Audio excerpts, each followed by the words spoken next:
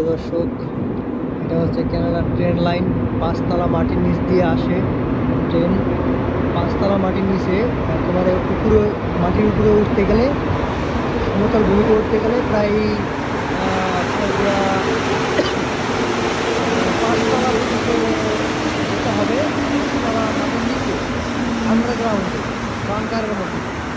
প্রিয় দর্শক, এটা ট্রেন আসলে অপোজিট থেকে, আমি উল্টা দিক থেকে যাব। তো আমার উল্টা যে ট্রেনটা আর 1 মিনিট পরে চলে আসবে, এটা অপোজিটে যাচ্ছে। এখনই চলে আসবে আমার ট্রেনটা। দেখুন পাঁচতলা মাটির নিচে একেবারে, এই উপরে কত উঁচা, ওই আলো দেখা যায়, এই যে আলো দেখা যায় দেখেন দর্শক।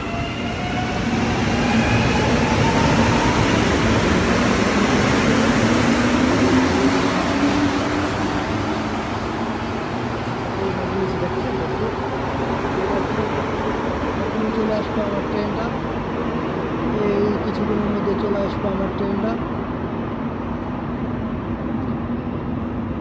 এই যে মানুষ নেমে ওই দিক দিয়ে চলে আসলো, পুরো চলে যাবে এখন তারা।